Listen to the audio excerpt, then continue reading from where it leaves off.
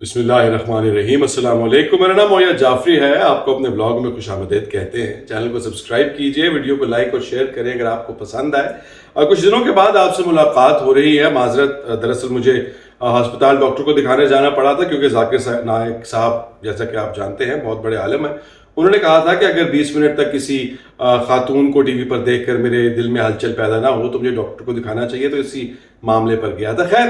اس blog کے اندر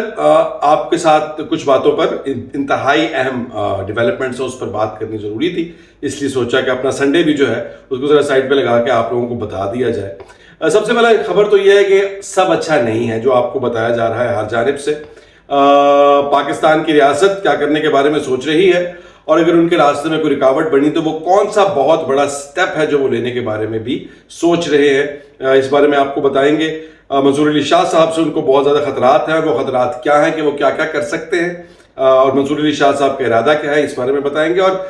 جو انتہائی امپورٹنٹ چیز ہے جس پر آپ سے بات نہیں ہو سکی ان چھٹیوں کی وجہ سے جو میں نے کی ہیں، علی امین گنڈا پور کے رویے کے حوالے سے کہ وہ کیا کر رہے ہیں، وہ خان صاحب کے ساتھ ہیں یا خان صاحب کی مشاورت کے بغیر یہ سب کچھ ہو رہا ہے، اس کے اوپر ہم بات کریں گے۔ ایس سی او سمٹ کے اوپر تھوڑی سی بات کریں گے، اور اس کے بعد کوششیں کریں گے کہ آنے والے دنوں کے بارے میں بھی ہلکا پھلکا سا ایک آپ کے ساتھ فلیور ہونا کے جا رہا ہے، اس پر بات کریں۔ تو سب سے پہلے بات کرتے ہیں کہ جو آئینی ترامیم ہے اس کے بارے میں، جیسا کہ آپ جانتے ہیں بڑی رومانٹک بڑی اچھی ڈیولپمنٹس نظر آ رہی ہیں، مسودے شیئر ہو رہے ہیں، وہ سب کچھ جو پہلے ہونا چاہیے تھا شب خون مارنے کی کوشش کے علاوہ۔ پیپلز پارٹی کے جو چیئرمین بلاول بھٹو زرداری ہیں، انہوں نے تو میں کہتا ہوں بہت ہی عظیم کام کیا ہے، قوم کے ساتھ شیئر کر لیا اپنا ڈرافٹ۔ اس کے بعد جو ماشاءاللہ سے جے وائی ایف والے ہیں ان کا اور پیپلز پارٹی کا علیحدہ سے رومانس چل رہا ہے، وہ ایک جوائنٹ ایک مشترکہ مسودہ بنانا چاہتے ہیں۔ حکومت کا جو سین ہے وہ بالکل ہی ڈیفرنٹ ہے۔ تارڑ صاحب جو ہیں وہ ایک ابھی تک ڈکٹیٹوریل بات چیت میں بلیو کرتے ہیں، وہ پی ٹی آئی کے ابھی تک خلاف باتیں کر رہے ہیں اس کمیٹی میں بیٹھ کے بھی کہ جی ان کی جو باتیں ہیں سجیشنز ہیں وہ کنسٹرکٹیو نہیں ہیں۔ حکومت کے وزراء بار بار اور پی ڈی ایم کے مختلف لوگ جو ہیں وہ پاکستان تحریک انصاف کو پاکستان مخالف جماعت، پاکستان کے انٹرسٹ کو کچلنے والی اور خراب کرنے والی، ایس سی او کو سیبوٹیج کرنے والی جماعت کہہ رہے ہیں، اس بارے میں بات کریں گے۔ لیکن یہ سب کچھ جو ہو رہا ہے، آئینی مسودہ جو آئے گا جہاں پر ایک طرف یہ کہا جا رہا ہے کہ قاضی فائزہ صاحب کہہ رہے ہیں مجھے ایکسٹینشن نہیں چاہیے، میں نے ایکسٹینشن نہیں لینی، دوسری جانب وہ اپنا جوائنٹ ریفرنس جو ہے اس میں جانے سے بھی انکار کر رہے ہیں۔ وہ دل نہیں مان رہا، رس گئے نے نہیں مینوں سمجھ آ رہا۔ لیکن آپ کو میں بتا دیتا ہوں اندر کی بات یہ ہے کہ قاضی صاحب کو بھی بائے بائے کہنے کا ارادہ نہیں ہے، اور اگر قاضی صاحب کو بائے بائے کہنے کا ارادہ نہیں ہے، اس سے زیادہ بڑا مسئلہ منصور علی شاہ صاحب ہیں جو کہ بالکل ایک خوفناک خاموشی ہے ان کی جانب سے اور ان کے ہم خیال ججز کی جانب سے۔ آپ اگر باقی جو تجزیہ نگار ہیں ان کی بات چیت سنیں، آپ کو سننے کو ملے گا کہ جی 8 ججز یہ کرنے جا رہے ہیں اور 10 ججز یہ کرنے جا رہے ہیں، یہ ساری کی ساری بنیادی طور پر قیاس آرائیاں ہیں۔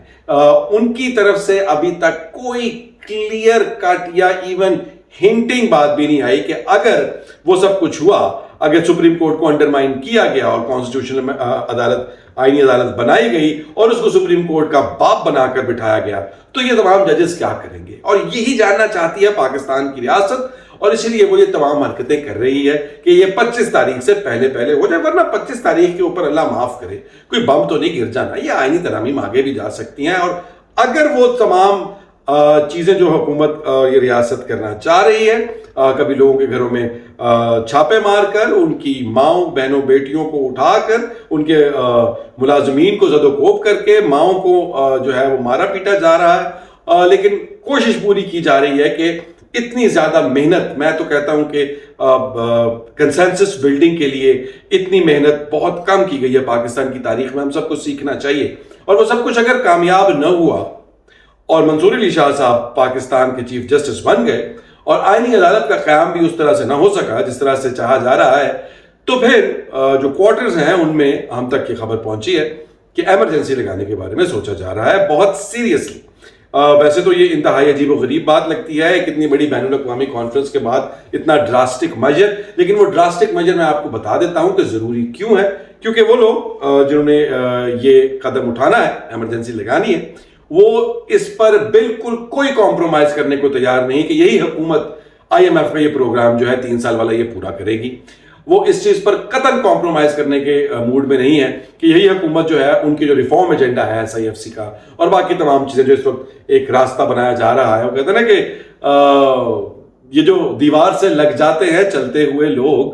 آپ کا راستہ ہموار کیا جاتا ہے. تو یہ جو تمام پارٹیز جو بھی ان کے خلاف بولتی ہیں وہ جو دیوار سے لگتی چلی جا رہی ہیں، جو راستہ صاف کیا جا رہا ہے وہ اس راستے پر دیوار سے لگے ہوئے لوگوں کو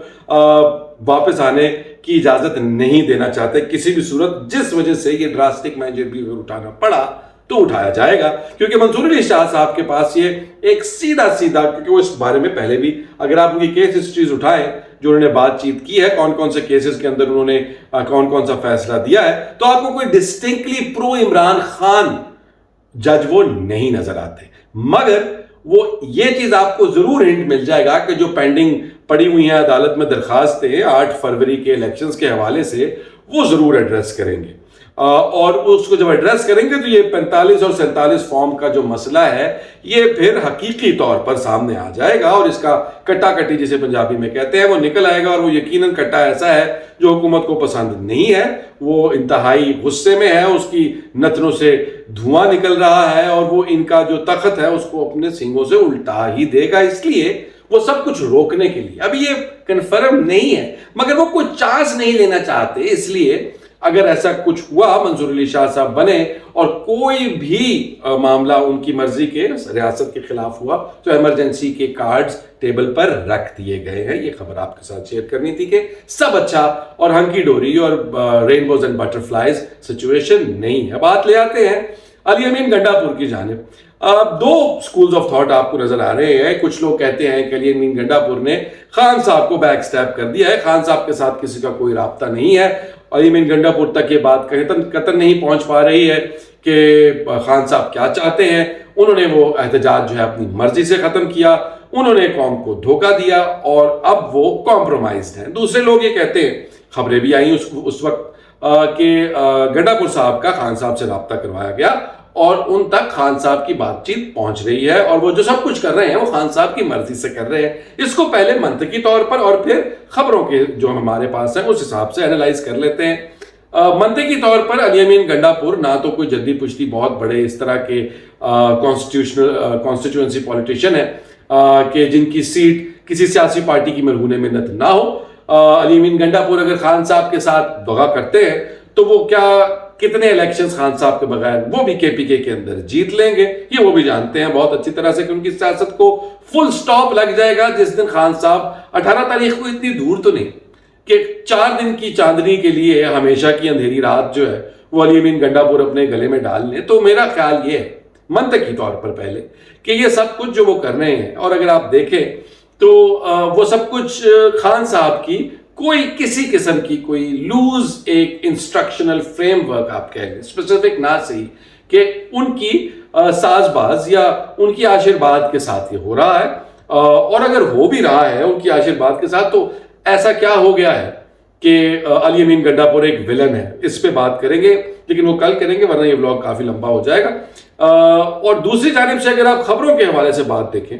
تو اس حوالے سے بھی ہمارے تک جو بات چیت پہنچی ہے، PTM والا معاملہ بھی علی امین گنڈا پور کو جو ون ملی ہے PTM کے معاملے کے اوپر، وہ صرف اور صرف ان کی اپنی ذاتی کاوشوں کی وجہ سے نہیں ہو سکتی، یہ کسی بڑے ٹریڈ آف کا نتیجہ نظر آتی ہے. اور ہمارے تک جو خبریں پہنچی ہیں اس میں بھی یہ ہے کہ یہ جو ساری چیزیں ابھی تک ڈسکس ہوئی ہیں اور جو انفولڈ ہوئی ہیں، جس کے اندر اسلام آباد کا پروٹیسٹ، اس کے بعد PTM کا جو کیا کہتے ہیں یہ جرگہ ہے، اس کے علاوہ جو یہ ڈیلے ہوئی ہیں کیونکہ حکومت تو 8 تاریخ کو کرنے جا رہی تھی، تو یہ سب کا سب اسی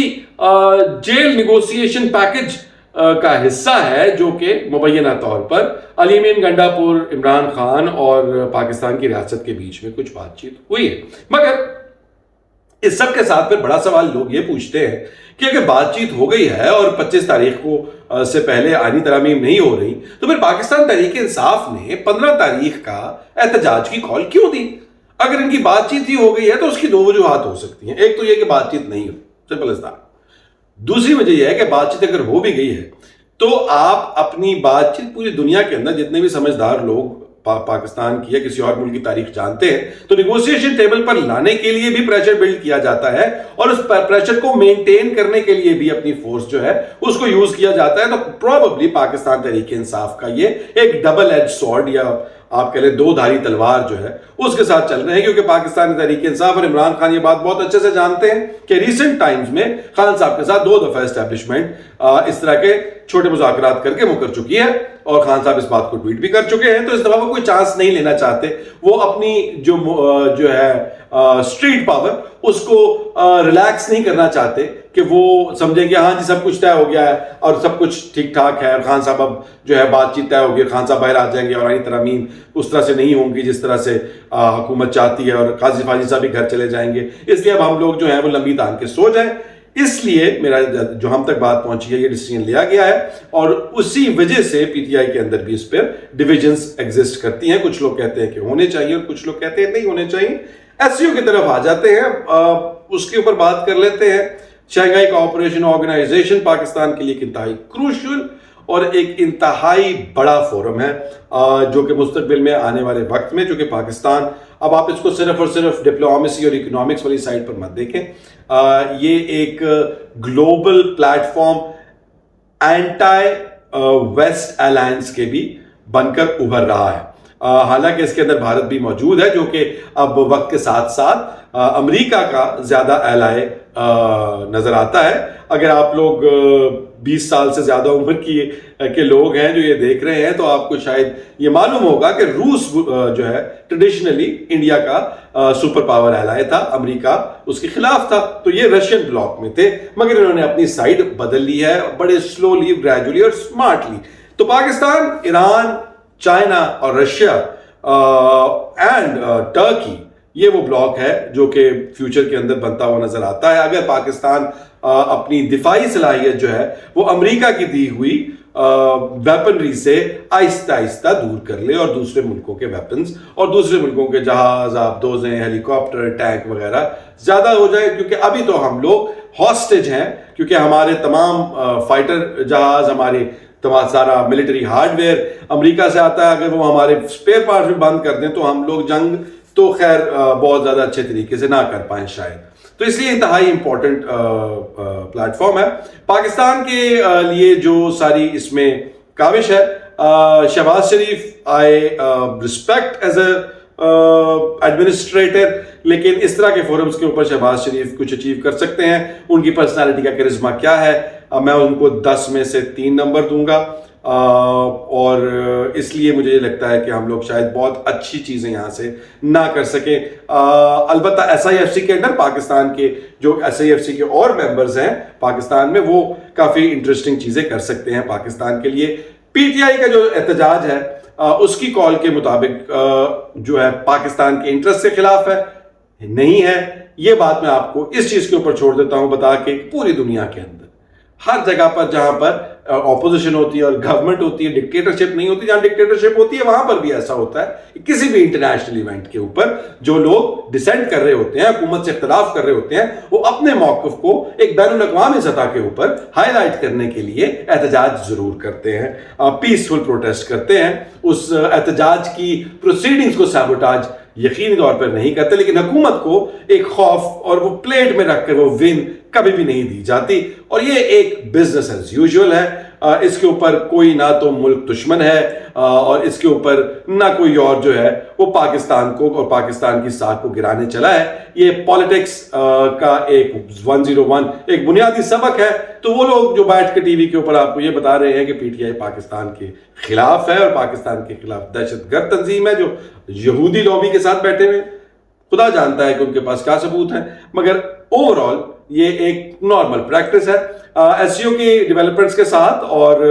خان صاحب کے اور منصور علی شاہ صاحب کے فرنٹ کے اوپر مزید خبریں لے کے آپ کے ساتھ کل ملیں گے. خیال رکھیے گا. اللہ حافظ.